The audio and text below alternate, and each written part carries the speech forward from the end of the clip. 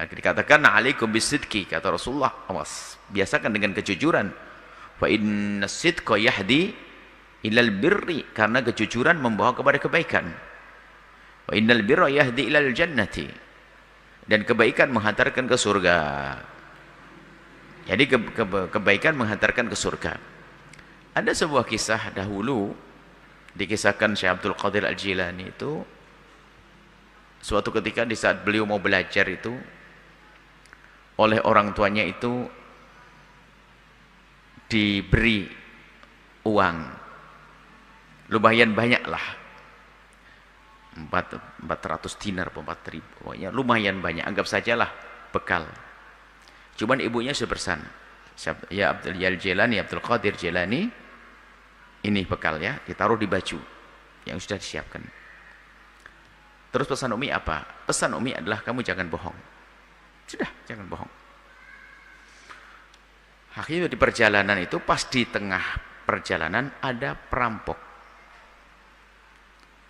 Lah perampok ini anak-anak muda ini kan Syekh Abdul Qadir masih anak-anak. Salah satu perampoknya bertanya, "Hei, kamu mau apa ini?" Ngomong, "Saya baca 4.000 dinar, saya bawa uang nih berapa puluh juta ini." Kata perampoknya ini, anak kecil paling bohong. Nah, biarin itu. Setelah itu yang lain penasaran, jangan-jangan benar, coba tanya lagi, "Kamu bawa apa?" "Bawa uang nih berapa? Anggap saya 10 juta." Kok jujur? Akhirnya nyampe kepada pemimpin ketua perampoknya. "Ini gimana anak ini? Tidak. Coba lihat, panggil sini, panggil. Siapa kamu?" "Saya Abdul Qadir Jilani." "Kamu bawa apa?" "Saya bawa uang ini, uang emas nih." Akhirnya ketua perampoknya tanya, "Kok kamu jujur banget?" "Ya, saya dipesani ibu saya bahwa saya tidak boleh bohong." Ini perampoknya mikir, kalau aku berbohong berarti saya melanggar ibu saya. Ajib, ini orang takut melanggar ibunya, jujur. Lah saya ini bukan sekedar melanggar, ini saya itu bukan sekedar bohong kepada Allah, bohong ini saya melakukan banyak kesalahan. Ini berani jujur padahal resikonya adalah duitnya hilang. Duitnya hilang, tapi dia berani jujur demi agar tidak melanggar ibunya. Akhirnya sang rampok itu merasa, aku melanggar Allah setiap hari tapi tidak merasa berdosa. Setelah itu sedih, menitikkan air mata, lalu mengatakan, "Tobat aku sekarang, mulai hari ini aku tidak merampok lagi." Kurang lebih begitu. Jadi berkat kejujuran Syekh Abdul Qadir Jilani. Kemudian setelah itu pengikutnya adalah bertobat bersama pemimpinnya ini, sehingga dikatakan Syekh Abdul Qadir Jilani sebelum menjadi ulama sudah menjadi sebab tobatnya perampok. Memang mikir benar, diberi kesadaran sang perampok ini, anak kecil mestinya kan sembunyi, dan tempatnya pun sudah sangat sembunyi. Kalaupun digeledah, dibuka nggak ketahuan, karena sama ibunya sudah disiapin baju dalam yang aman. Seandainya dia ngomong nggak bawa duit, nggak akan ketahuan. Mau diambil saja oleh perampoknya susah dilihat. Akhirnya perampoknya mikir, wah ini jujur benar orang ini. Gara-gara itu menjadi tobat. Ini sebuah cerita yang dinukil dari yang diriwayatkan tentang Syekh Abdul Qadir Jilani. Akan tapi kita, suatu ketika juga ada orang pada zaman Nabi, seorang anak muda pengen masuk Islam, kayaknya berat. Kenapa? Nggak boleh mabuk, nggak boleh judi, nggak boleh bohong dan sebagainya. Akhirnya dia memberanikan diri datang ke Rasulullah, "Ya Rasulullah, saya sebetulnya pengen masuk Islam, cuman berat sekali larangannya, nggak boleh mabuk, nggak boleh judi, nggak boleh bohong." Kata Nabi, "Kenapa berat kalau semuanya?" "Iya, ya kalau satu aja misalnya ya sudah, yang jangan kamu langgar, kamu jangan bohong aja deh." Selebihnya Nabi tidak mengatakan kamu boleh, enggak, pokoknya sedang ente pegangi, jangan bohong aja deh. "Baik ya Rasulullah." Dia pergi. Setelah pergi, di saat ketemu dengan kawan-kawannya, diajak minum, diajak berjudi.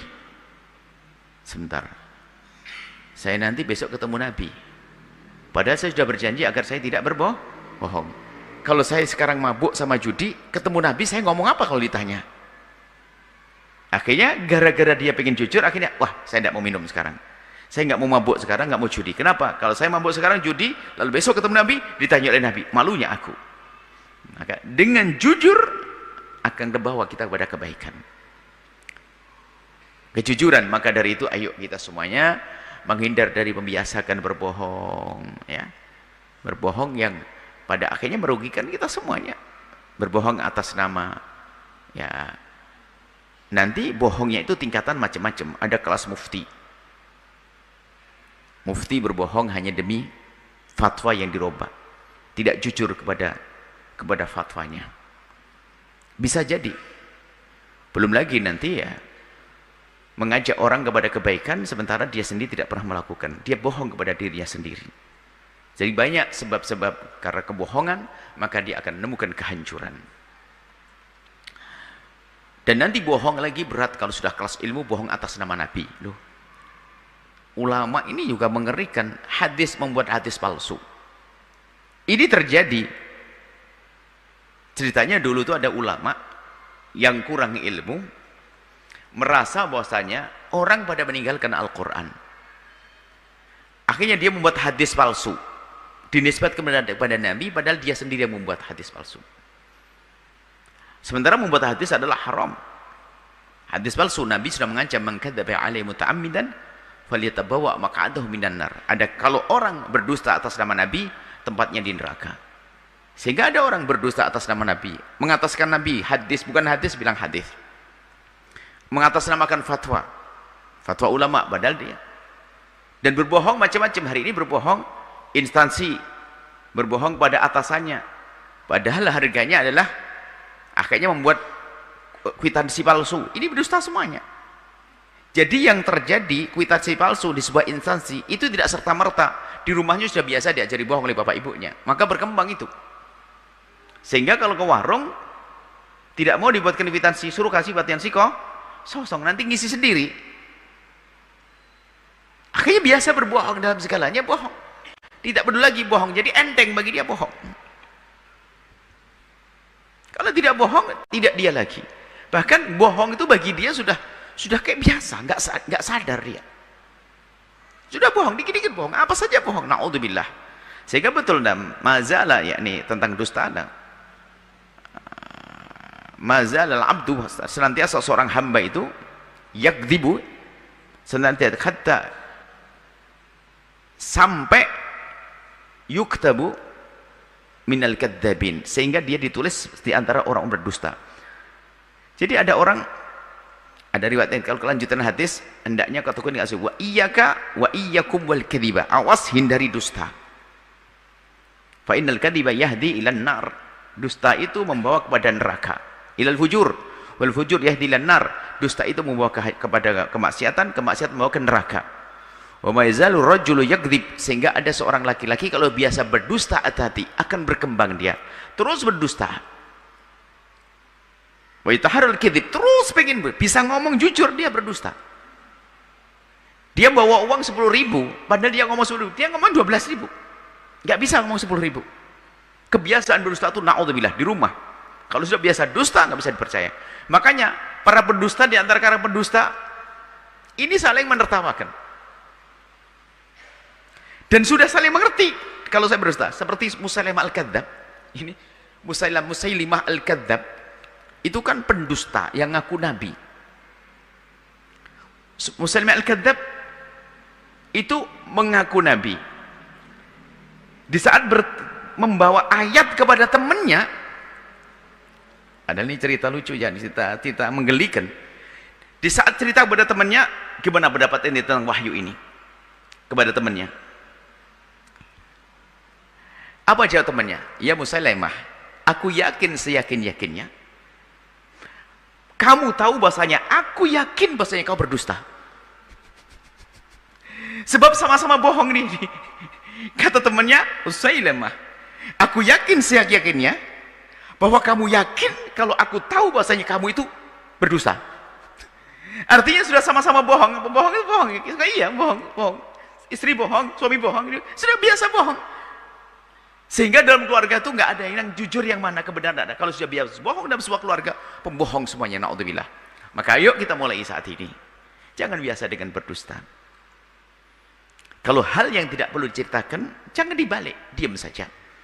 Tapi kalau biasa berdusta, ini membahayakan. Akhirnya sang anak ngerti diajari ayah yang berdusta, besok sama ayahnya ngajari anak berdusta tadi. Waktu tanya, bilang ayah tidak ada. Oh iya, sehingga anak besok bisa ngomong itu. Anak ngerti bisa berbohong, langsung diamalkan esok hari.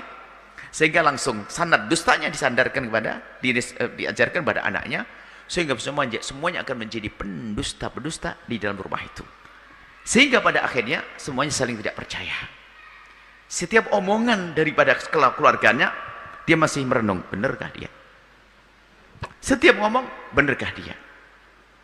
Sehingga di saat ngomong yang benar, pada akhirnya menjadi tidak dipercaya. Ini kan musibah. Sampai suatu ketika ada di kitab Arabiah ini cerita ibrah, cerita hikmah. Satu orang itu biasa berbohong begini. Pengembala kambing tiba-tiba, oh ada serigala, serigala, serigala. Orang kampung datang. Setelah datang semua nolong, mana serigalanya? Enggak ada, sambil ketawa dia. Besok teriak lagi, serigala, serigala. Orang kampung keluar lagi mau nolong. Rupanya dia memang suka berbohong, ngomong, bohongin orang satu kampung. Serigala, serigala, datang orang kampung, mana serigalanya? Enggak ada, ketawa. Besok betul ada 2 serigala datang ngabisin kambingnya. Dia teriak serigala, serigala, serigala. Orang mau datang, orang nggak datang, kenapa? Paling bohong dia. Kurang lebih seperti itu. Kalau kita biasa berbohong, pada akhirnya di saat kita bicara benar pun orang tidak bisa percaya. Dan itulah hikmah yang Allah hadirkan Nabi Muhammad dari kecil tidak pernah berdusta. Kasih sayang Allah kepada umat. Jadi sayang Allah kepada umat Nabi Muhammad ini disiapkan bahwa Nabi dari kecil gak pernah berdusta. Coba kalau Nabi dari kecil berdusta, wah susah terima wahyu kan? Biasa bohong. Nabi itu dari kecil gak pernah berdusta, gak pernah berdusta, gak pernah berdusta. Ini Allah kasih sayang kepada umat ini. Sehingga suatu ketika di saat Nabi mengatakan aku mendapatkan wahyu, umat sudah terbiasa bahwa Nabi Muhammad tidak pernah berdusta. Sampai Abu Jahal yang sangat memusuhi Nabi, dia tidak bisa mengelak kalau Nabi Muhammad Nabi. Sehingga ditanya oleh kawannya waktu pergi ke perang Badar, hei Abu Jahal, kamu percaya tidak kalau Muhammad itu Nabi? Apa jawabnya? Ya karena Muhammad dari kecil tidak pernah berdusta, maka waktu Muhammad ngaku Nabi, aku pun percaya. Percaya. Ditanya, lalu kenapa kamu musuh Muhammad? Ini babnya lain, bukan ini. Kalau masuk percaya Muhammad tidak pernah berdusta, saya mencari dusta Muhammad tidak ketemu. Sehingga pasti benar omongan Muhammad, bahasa yang diucapkan Muhammad, tapi kesombongan. Makanya orang ngerti kebenaran belum tentu bisa mengikuti. Contohnya Abu Jahal. Abu Jahal ngerti Nabi Muhammad benar, tapi karena sombong ini adalah batarul haq, menjadikan seseorang menghindar dari kebenaran. Ayo kita biasakan dengan kejujuran dan hindari dusta. Wallahu a'lam bissawab.